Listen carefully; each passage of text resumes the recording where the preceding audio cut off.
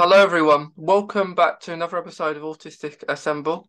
Today, I'm joined with Scott, and Scott is autistic himself, and he works along with autistic people. So it's going to be really cool to hear about his journey and the whole kind of how it all started. So thank you, Scott, for coming on the podcast today. And yeah, so I think like before we started, you said this is your third podcast, so you were I'd say you're very experienced. I guess Yeah, so. Yes, yes. yeah, A little bit of experience. yeah, yeah, Yeah, yeah. And I guess to start off things, if you wouldn't mind just introducing yourself. of course, absolutely. I hope this goes well. I'm getting a notification. My connection's a bit unstable. We'll see how that goes. Yeah. Yeah, so I'm Scott. I live in Scotland. So I first learned that I was autistic when I was 16, really just towards the last year of high school.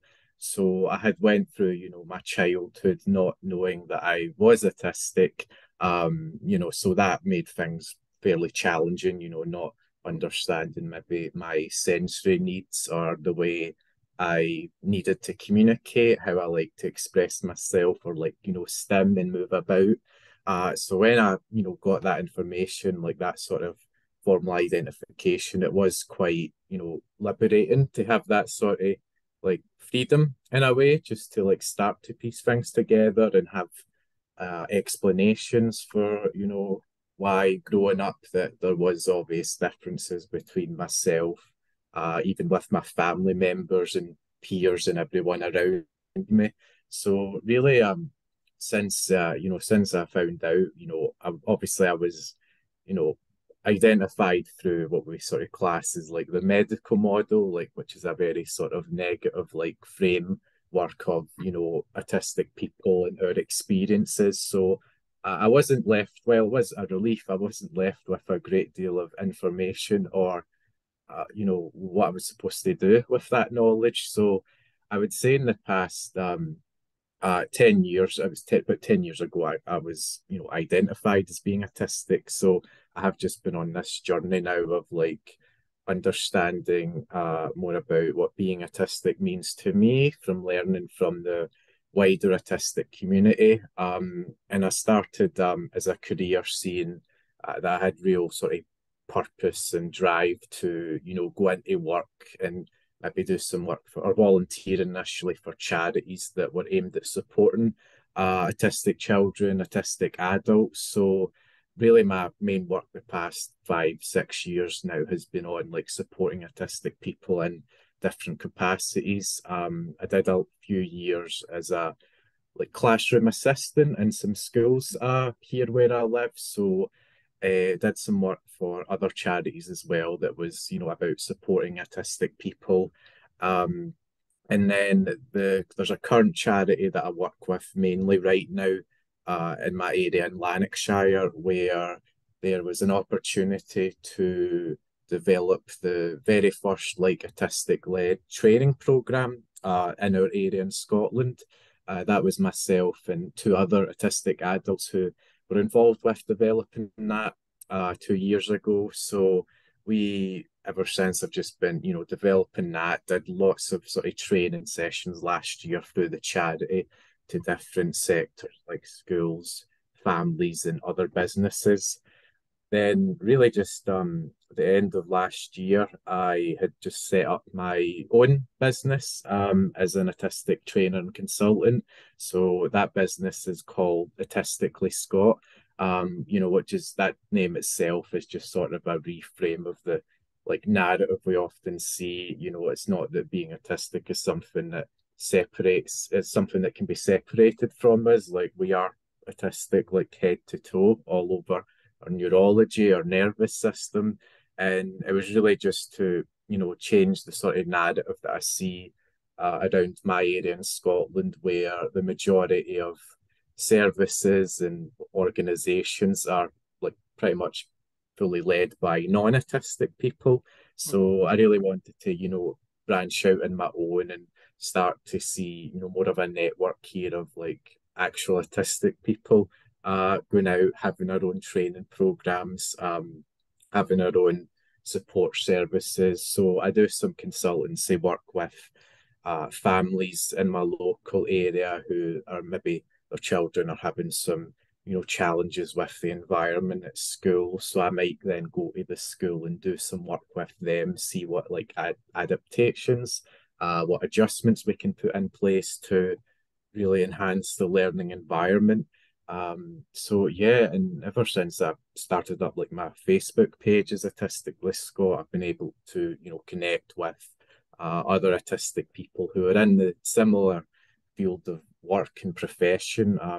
So many autistic or neurodivergent professionals I've been linking in with now, who do their own training and live webinars online, and all this advocacy work with families or other autistic people. So yeah, that's about 2.5 months really. I just got it like launched, all the business insurance signed on. So it's now going at a nice pace. It's quite gradual, just building things up, but connections are being made and there's things, I'm booking that I'm like really excited about, even just the next few months alone. So yeah, I'm just over the moon and just very eager to get out there and either deliver the training or just provide consultancy or support to as many autistic people as possible really. Yeah, So yeah, that was the dump about I guess where I started, where I am now. Yeah. yeah, yeah. It sounds like you're doing really well, like with all the different things that you've been doing. I like that you said about being in charge about maybe certain maybe things because like in your local area because like saying that non-autistic people are and maybe in charge of things that autistic people can do. I think that is really important because the more people who are autistic in charge maybe of things that maybe from experience, the better, really. 100%.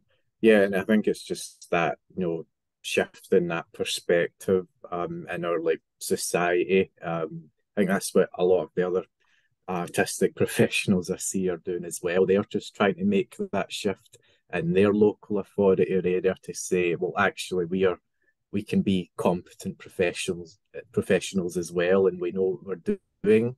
And as you said, we can offer that insight that generally a lot of people don't have because they've not really had access to the right knowledge, the right training a lot of times. So yeah, it's just fundamentally it's so necessary for us to get out there and just sort of be a part like of being in charge or like making decisions that is about our lives and our community at the end of the day.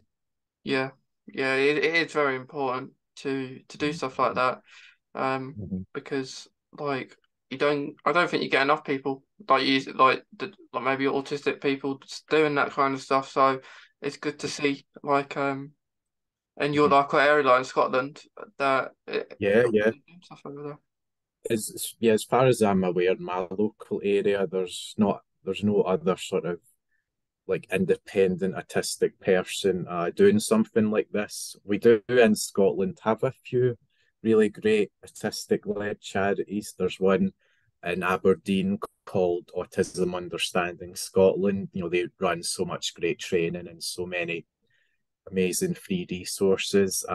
There's one called SWAN, which is the Scottish Women's Autism Network. I'm not sure exactly where they're mainly based, but I think they get around sort of different areas of the country. So yeah, it is good seeing that, but I'm hoping more and more we're going to start to see these little sparks of whether it's just solo autistic practitioners or speakers out there doing our own thing, but also like us linking in and just building a network. Because that's what I've seen is happening a lot in like England. There's so many like autistic speakers, advocates in England who over the years I've seen they've formed their own organizations with each other. So yeah, just that community and networking is so important. Yeah, it's good if you're going to schools as well because they are where Mm, people are growing up and everything like that. Because it would have been nice maybe when I was at school or like back then, because I think it should be happening because people may have a better understanding growing up who may who are not autistic, and they'll understand maybe a little bit more because that didn't happen. But it's good when I see people like do that because it is rare. But when you do that, I'll do like a session. Maybe it's about burnout or another topic because there's so many things around autism. It's almost like it could be just a subject, really, couldn't it? Absolutely. Yeah, yeah. I mean, it was good you mentioned like burnout there. Like I did a post recently about autistic burnout on my Facebook page, like a couple of different images. I believe I'm not as active on Instagram, but I do tend to share similar posts and pictures on there when I can too. And my autistic burnout post was just simple little graphics of what so it can cause it. What are the signs of autistic burnout, and a couple of things of how to help. And it kind of just went viral. I got like over 300 shares on it, which is far bigger than anything I've had since Mm, starting this page like 2.5 months ago. But to me, that was just such a important message that was so many autistic people seeing that, sharing it, a couple of like big established pages, and that was like the community's basically saying, this is the stuff we want people, society to know about. And I see so much like great work online now about burnout, other artistic professionals like creating their own resources based in, you know, something like that, which especially in like your healthcare, mental health professions would never recognize that. They would just assume that it's depression and maybe give the person medication, which actually might not help at that particular time.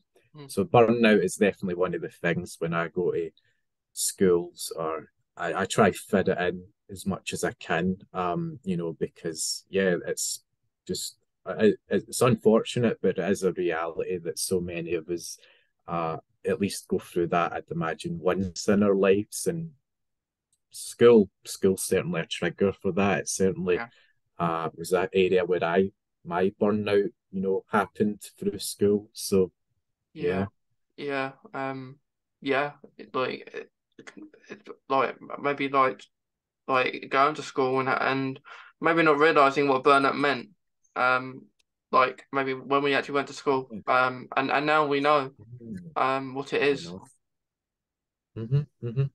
Yeah, And it's just so useful, as young as possible for us to get that self-understanding of like what's happening to us. Like if we're in such distress, if it sound like a meltdown, if it is a phase of burnout, like know why that's happened and what we can sort of do about it to help us. Yeah.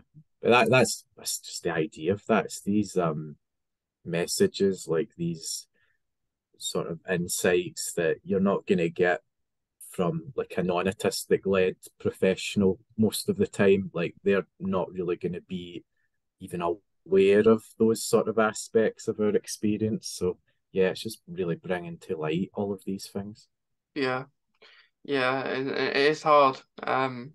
It is hard to maybe highlight them and Yeah. it is good that you do that though. You go into school and talk about burnout and other things as well Mhm, mhm. around autism because that's that like you must enjoy it as well by doing it. Oh no, I love it. I get when I first started, like for example, the training, the public speaking, I was absolutely terrified as someone that never thought that would be my area or a field I would go into. And I was so anxious the very first few that I did with the other charity that I still work with. But just gradually, the more I did, I think the more I developed like my content, my slides. I know what it is I want to say, and I know, well, I back it up with evidence too. Like I make sure I'm staying up to date with the most informed research and listening to the wider community about their experiences. So while stuff I say might be quite unconventional to a lot of non-autistic professionals who don't know a lot, I know that I can break it down and just sort of, offer them those key messages that we want. And I get a really nice sort of flow state. Like I can just kind of dive in and hyper focus when I do a talk that I really get invested in. And it's interesting because I find those ones, if I'm doing them on my own, I do tend to come away from it feeling quite recharged, whereas in other social situations, I would often come away from something being like so drained and exhausted. But I Yeah. think as long as it's the right talk, the right training session, I do feel that it's something that does like fulfill me or give me actually more energy. Maybe because maybe I've got more like autonomy, I've got a bit more agency if it's my own sort of session.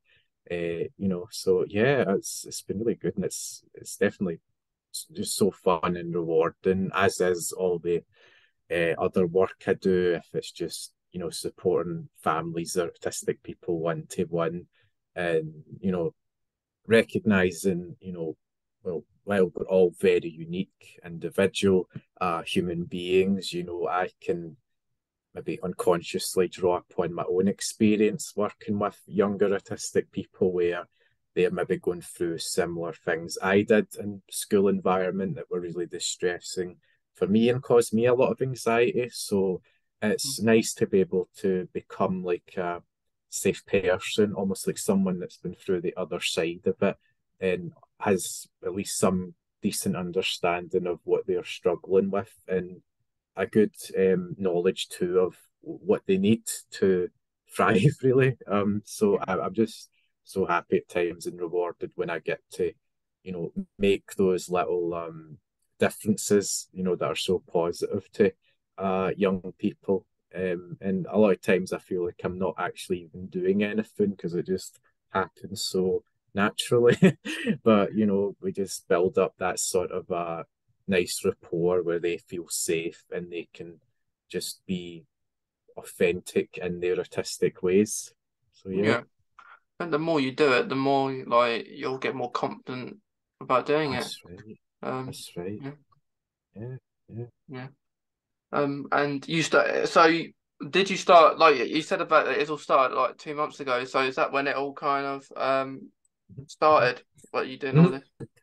Yeah, yeah, just all this stuff with my own sort of business. Yeah, just really December when I had launched my pages and I had like sort of announced it to people and had my business insurance all set up. So I just sort of gently started with a couple of families who reached out for some support, and then really just got into more of the actually paid work for it in January, so start of this year, and did a little talk with a local like non-autistic led charity at the beginning of last month. So that was really my first sort of session I did under my own sort of branding or my own sort of business.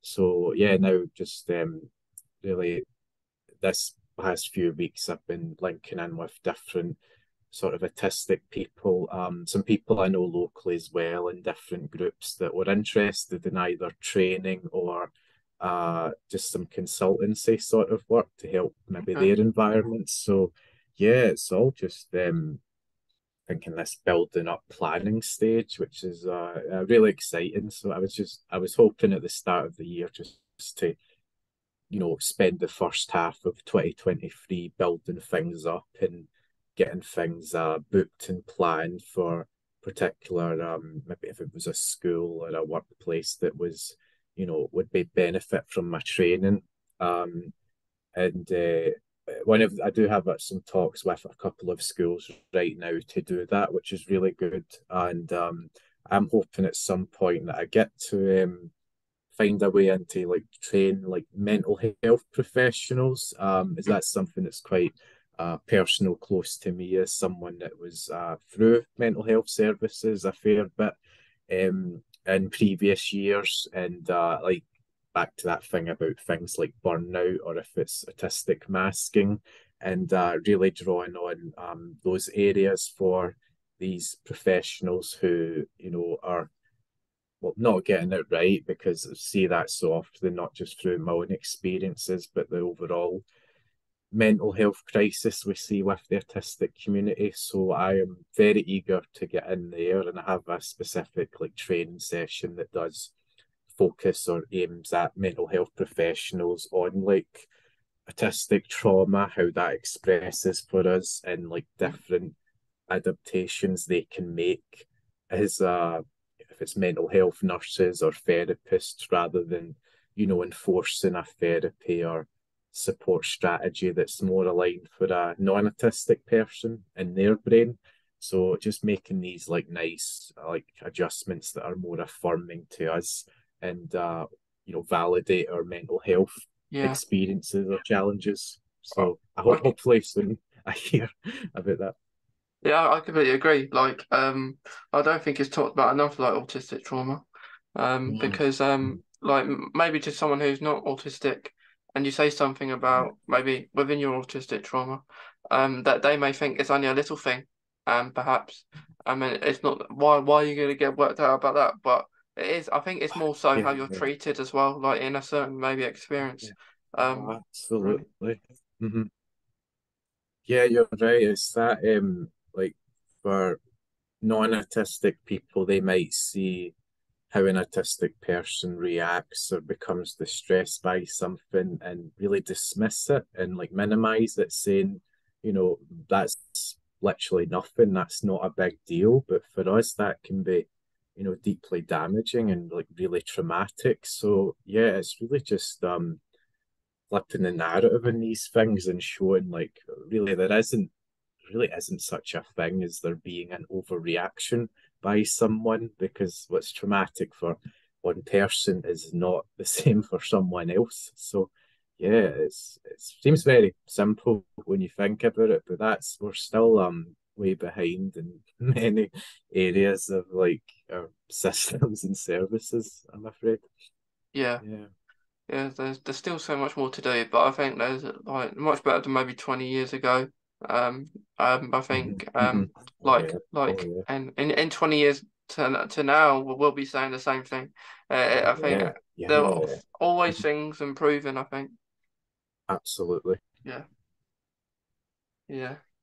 But yeah, like w within your autism, Scott, would you say you're sensory at all? Like Mhm. with things? So sensory wise, yeah, I say I've quite a particular like sensitivity to things like heat. So like anytime there's like a heat wave or like too much sun, like I can become quite withdrawn. I believe I'm quite likely to be overstimulated by that.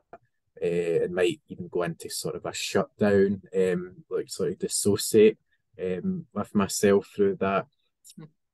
Touch as well. Yeah, like sense touch, like maybe clothing. Like I tend to wear maybe softer clothes. So I've maybe asked in like workplaces if you might get those like polo shirts with like specific materials. I never liked them in school, but now I'm like recognizing more and more like still that's still uncomfortable to me, those sort of materials. So I Yeah, have had to like advocate a bit or just speak up and say, oh, for myself, sensory needs wise, I'd much prefer this sort of material of shirt if it's a uniform. And I have some autistic colleagues that are quite similar, much prefer softer clothing or other materials to, what is maybe traditionally handed out as like the uniform or clothing. Other stuff is like, yeah, sounds, yeah, definitely sounds at times. That was something as a child too. Like I remember maybe doing things like hiding under a table at a restaurant or a party and like covering my ears a lot. I don't I don't know how much it's like changed necessarily, but there is definitely still a sensitivity to sound.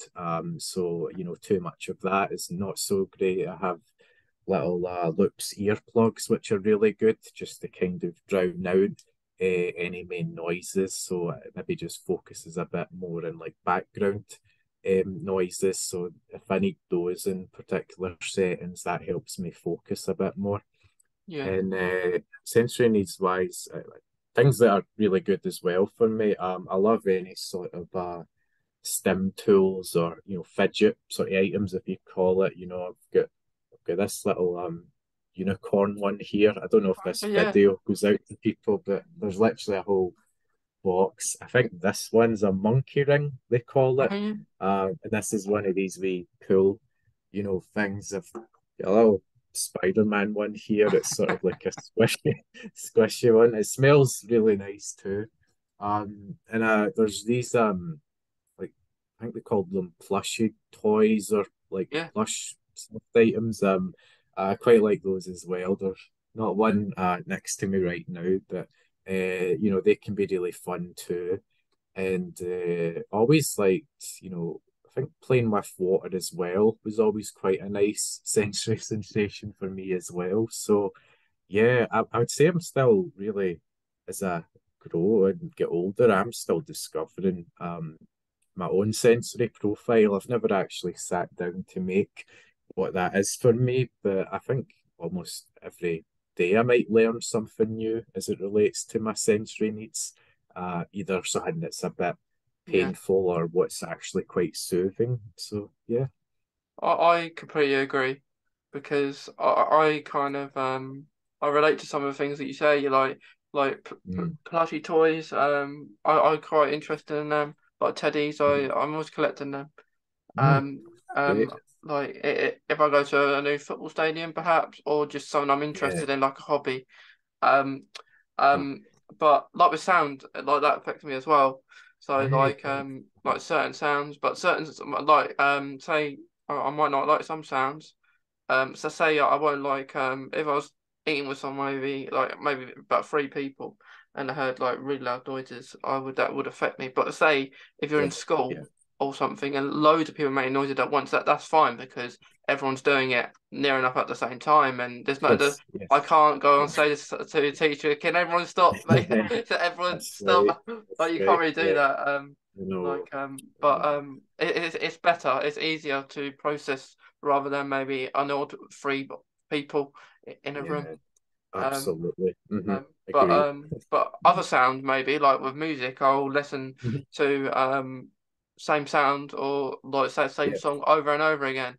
Um, Yes. Yeah. Yeah. um, Yeah. and there's always new ones that I tend to listen to. I'll listen to the same one maybe over and over again and picture I'm there or something in my mind. But Yes. Yeah. yeah, Uh-huh. it's really nice. Great. Yeah. Yeah, because I always do it. I've got half a dozen things on my Spotify playlist, so Oh, um, awesome. Right. Nice. it is Yeah. really cool. Cool. But like you said about maybe like music, I don't like parties for example. They are very loud. Like I don't like the ones where you can't really listen to yourself. Really, That's right. like Yeah. you have to be Yeah. shouting. I've seen. Mm-hmm. Yeah. Yeah. No, never my scene. If it's a Mm. lesser volume and you can actually speak to people, then yeah, it's a bit better. Yeah. Yeah. Wow. Um, and it's different. Like it's hard to maybe say something like this to a maybe someone who isn't autistic because they won't relate. Say you Hmm. may like to go to an event, maybe like a football match or just Yeah. something like that, and you're fine with the sound because it's a little bit Hmm. different to maybe going to a party. Yeah. Um, Absolutely. because Hmm. you're cheering Hmm. your team on. You're used to it. That's Maybe right. you're going in the same seat every week if you have a season Yeah. ticket. Yeah. That's Yeah. what's different. When I've been to away games, like you wouldn't Right. know where you're Right. going. Like you'd be sitting somewhere different. Uh-huh. Yeah. And Hmm. like a Hmm. home match, like sit there every time. Yeah, yeah. But I would like to see, like we speaking about sensory, I would like to see like sensory rooms in more places, not just schools. Oh yeah. Um, Oh I, I, yeah. I want to Yeah. see them in workplaces. I want to see them in more football grounds. Absolutely. I want to see them in. I don't know. Like it could be. They could even be outside. They don't have to be inside, do they? Yes. Yeah. Just put them in every Tesco or Yeah, something. Yeah, yeah, just put yeah. them Every everywhere. Tesco. Absolutely. Mm-hmm. Mm-hmm. Yeah, Yeah, I mean, as long as it's I think the right design of a sensory room, especially. I have been in some that just are really torn down and not mm, given any care at all, really. yeah, So if it's got the good design, then yeah, they can be yeah. great to have for anyone. I kind of because I went to a mainstream school for a year, and then I transferred to like a special school with people with autism and Right. other needs. And I had a Hmm. sensory room there, and I really liked Hmm. the look of it because I liked it. I like it when it's really. I like a really dark and dull sensory Yeah, room, yeah. because Hmm. it's almost like because I'm into like gaming, and even though you might not be able to game in a sensory room, I just like the darkness. Oh, yeah, Yeah, that's me too. Actually, I yeah, quite like at this time of night. Probably after this call, I probably will be in a dark room. The lights will be, it'll just be the light coming from my screen or a little lava lamp I tend to use. yeah, yeah, I quite like that atmosphere. It's quite, you know, there's something about it that just gives some joy and yeah. relaxation. Yeah, Yeah. yeah, I like it better than light. Like I do like light. I have a light. You say like a little light on. Um, I have a like astro lamp in here. So that's kind Nice. of that's kind of sensory because they would have astro Oh, lights yeah, in absolutely. Yeah, yeah. in sensory room, and they Nice. also did have a soft play room, which I probably use more because Right. with friends I was like you just mess around and stuff like that. But I guess you'd use a sensory room. You'd use a sensory room more. So I guess if Yeah. you just want to relax, get away, for example. Oh, Uh, absolutely. Yeah, yeah. yeah. Yeah, it would be nice if we had we had the opportunity just to create our own like I sensory know. room. Yeah. Oh, that would be great. Yeah, just Yeah. our own, just put all kinds of stuff in there. Yeah, Yeah, I yeah. get. That'd be I guess we kind of do. Perhaps if you have like at home and you have all the stuff you want in there, I guess you can call Mhm. that a kind of Oh a yeah, sensory room. yeah. It's basically it's just making your own, isn't it? So Yeah, yeah, that counts. Yeah, doesn't that's need a stamp of approval for a sensory room. So yeah, no, no. whatever it is to us. Yeah, Yeah, yeah. yeah, because like it is. I think we need to see more of them definitely because I don't think there's enough really of them. Um, really because I don't. They are useful, aren't they? To be Oh, honest. absolutely. Mhm. No, and it's just even having in centres, buildings, a place to go that if it is quieter or just spaces for those that need to even move around a bit more. But yeah, just the way all these buildings and places are designed, it's not set up for Mm, people that of these sensory needs that need various stimulation or input. Mm. mm. Yeah, yeah, and like, do you other than doing what you do, like, of course, like with Uh-huh. do you have any other hobbies that you like, Mhm. anything you like to do? Yeah, no, I mean, my sort of like main interests these days, I'm quite into a lot of like Marvel or DC stuff, is like sort of those films or certain comic books. I've always loved Pokemon as well. That's Mhm, like an interest I had as a child where it was very deep, like big focus on it as a child. Kind of came away from a bit, like as I sort of was leaving school, but it's a hook that like sort of keeps drawing me back. So I did get a Nintendo Switch like last year to like play these sort of like remastered versions of like a Pikachu game and a Pokemon Mystery Dungeon. Mm. So I had some fun with that over like Christmas, like revisiting that. So that's always been a big like sort of interest that's been long standing like throughout my life. Um, I read like just another.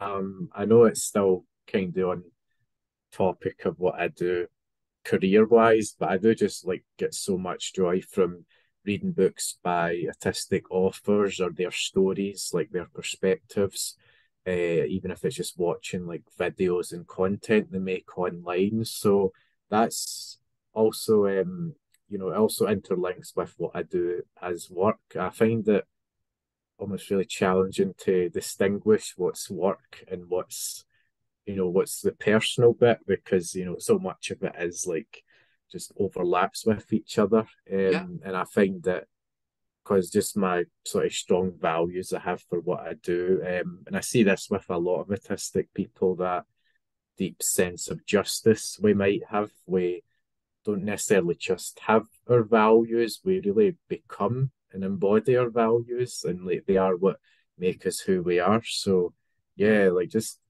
learning from other autistic people and reading about their experiences. That's another big interest of mine too. So yeah.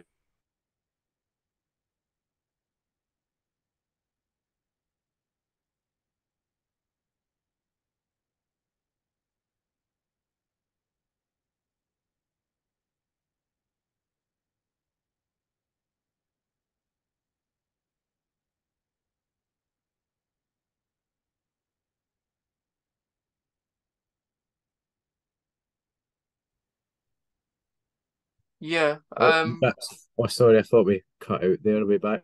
Yeah, we're good. I was just thinking of like what you said about books, um, Yeah, Scott, yeah, an organisation I'm part of, like I'm yeah. an ambassador, like recently did a book, Right. and it's called A Toolkit for Teachers, and it's about autism, Uh-huh. ADHD, and mental Right. health. And I've got it Yeah. here. So like Uh-huh. this book is like Oh, in it it's written awesome. like about experience maybe from autistic people. Um, Fantastic. and I Yeah. thought I So thought I'd just show it that you can see it. yeah. Oh, thanks so Yeah, much. Yeah. yeah, Yeah, I've not heard of that one. yeah, I'm just noting that down. yeah. Excellent. I could send you the link if you wanna like have a look at it. Um, Yeah, please do. yeah, That'd but be great. it is good. Because like it's I got a free copy. I guess because I'm an ambassador. Right. Or someone just bought it for me, I think. But it is good. It's great. It's I think we needed to be seeing like more maybe autistic books. Um, Hmm. um, Absolutely. Personally, Yeah. I struggle to concentrate when I read a book, but Yes. Yes. um, it's good if people like that kind of stuff about Absolutely. autism, ADHD, mental health we spoke Hmm. about, which is really important. Um, Absolutely. and I think it's all about like children with autism and just childhood and social media. So it's great. But Great. Yeah. Uh-huh. yeah, yeah. And I just wanted to touch on what like you said about you like Marvel and DC.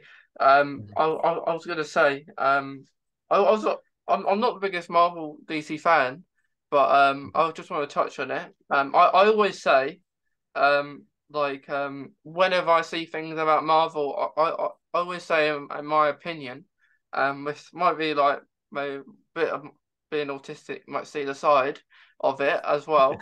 But you know when it was Endgame and Mhm. um they of course all the events like Iron Man died and everything like that. I thought that was a good ending to the Marvel Mhm. story, and I thought it was going to be the ending to the Marvel story because it's called Endgame, Yes. and I then know. of Yeah, course it's not ended. Which of course. what I think they could have done is they end everything there, but they just keep maybe spin-offs. Um, Hmm. Hmm. Hmm. of Yeah, course yeah. because I think DC maybe is a bit doing a bit better than Marvel at the moment. Hmm. But I think with it, like it's I don't think it's gonna be a never stopping thing. Because there's always new things coming out. But I do like Spider-Man. Yes. You showed me your Spider-Man kind of plushy thing Hmm. there. Like Spider-Man, Yeah, I yeah. I do love all the Spider-Man films. So I do like Awesome. I even have a Spider-Man Yeah. suit of my own. So it's Oh, awesome. Yeah. yeah. Yeah, I think as it relates to interest for me as well, like if there's if it is particular characters, like say a Spider-Man, I also might, you know, become quite invested in like their comic books. I really love like the PS4 game that came out for Spider-Man. So Oh yeah. that's something that's like another comfort watch or play, if you call it that, Yeah. where I quite like going back to revisit that. Yeah. Like I Daredevil's another Marvel character that I've been really into, and read like dozens of his comic books. So yeah, it usually works like that. If there's a particular character or story, I just latch on to. And Daredevil was in the how does that latest film, happen? wasn't he? Look for a That's glimpse. yeah, a little bit. That's right. Yeah, yeah, Yeah, that was really fun. yeah. It wasn't long though, Um, was it? no, it was literally 60 seconds, I think, Yeah, but yeah, it yeah. was cool seeing that. Yeah. But But yes, it just no, it's good. yeah, I think having these like comfort watches or media, like it's so gives a lot of joy just revisiting things. Maybe because you know what's going to happen too, and you still anticipate it. At least that's my experience yeah. about rewatching things. Yeah. Definitely. And like you say about the Spider-Man game, that's probably one of my favorite games that I played Awesome. on Yeah, PlayStation because yeah, yeah. I love how long it is. And Yes. you can just swing like about. And they I did play the Morales one as well, which Mhm. I enjoyed that one. They was just not as long. Yeah, Um, no, that's right. but of course they're bringing about, I think, Spider-Man 2 game this year. So This year, um, yes, yeah. yeah, it looks really good. I hope it's as good as the first one. I Um, hope so. Yeah, um, it's really so exciting for that. you can play. Uh, I imagine Spider-Man and Miles Morales at times. I'd So imagine so. Yeah, yeah. yeah, That'll be so fun. yeah, it would. It is good. I do like the Spider-Man games on them. Mhm. Awesome. Um, but I like within the next Spider-Man film, whether when that will be, that's going to be really interesting to see what happens in that because of course, like Hmm. everyone's forgot Spider-Man, so Hmm. it's Yeah, good. new story, new territory. Really, never been seen before. So yeah, Yeah, yeah. It's going to be really interesting to see what the future brings. Really. absolutely. So with you and yourself, do you have any like goals maybe like for the future within like what you're doing with yourself with Yeah, I think big goal is really just which thankfully it's already slowly starting, is just building more connections and networks to like the wider autistic community. Even those that don't live in the same country as me, but are maybe from different parts of the world, and hopefully getting to collaborate on them because there's just so many I read about, see out there that do share very similar values to myself and ultimately have the same goals and objectives. And just hopefully, as the first year of doing this on my own, just been able to get some good experience delivering my training sessions to various like schools or businesses, like any other group, if it's a charity even.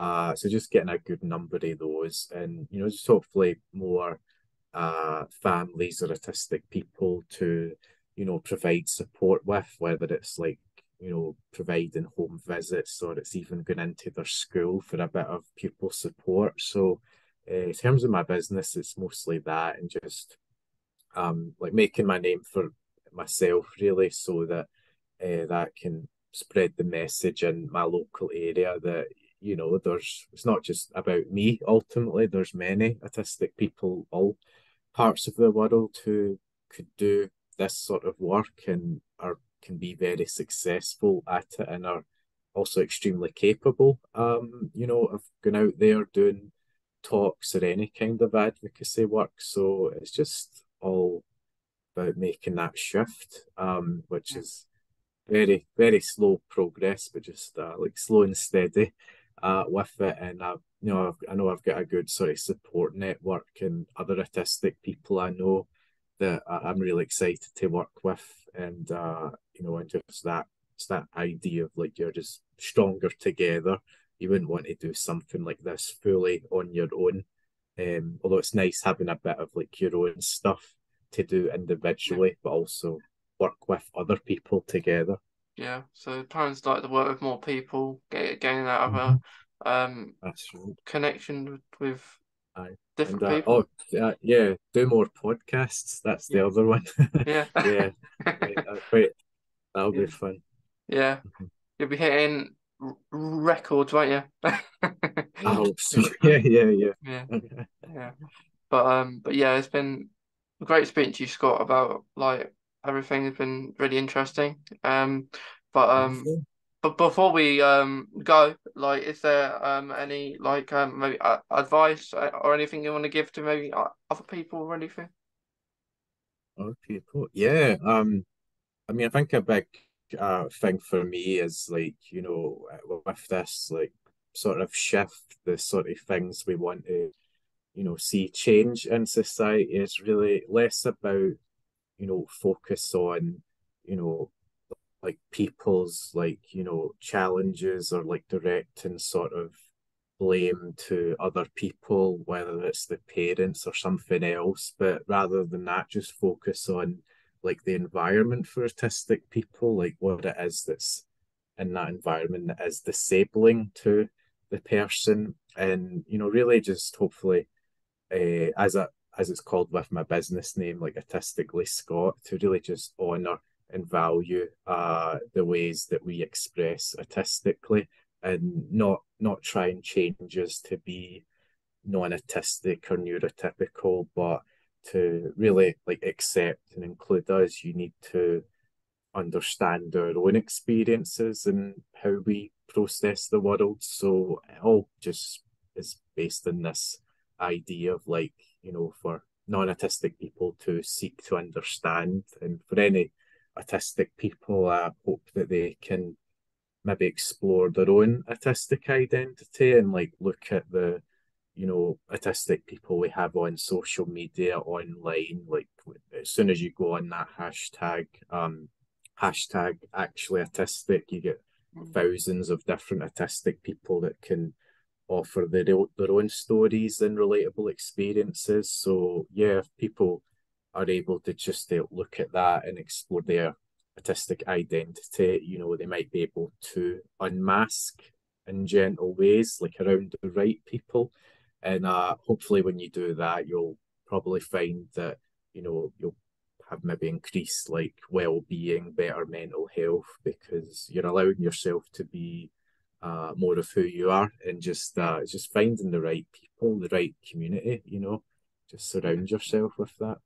That's completely it. I couldn't agree more, Scott, because it is completely that, just surrounding yourself with people that who understand you and stuff like that. But I always like to educate or maybe people who don't understand and they want to learn. It's always good if you're not people are not autistic and um they don't understand fully. If it's good to do Mhm. what we do, like podcasts, go to different schools, just doing what we do. So I completely That's it. agree. Yeah. Yeah, but thank you again, Scott, for coming on. It's been really awesome speaking to you. Thank you very much. Yeah, Thanks for having me. yeah, and I hope everyone who's seeing this today enjoys it as much as me and Scott have.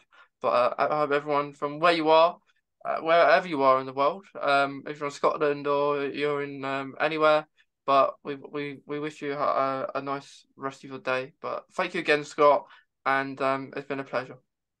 Thank you. Thank you.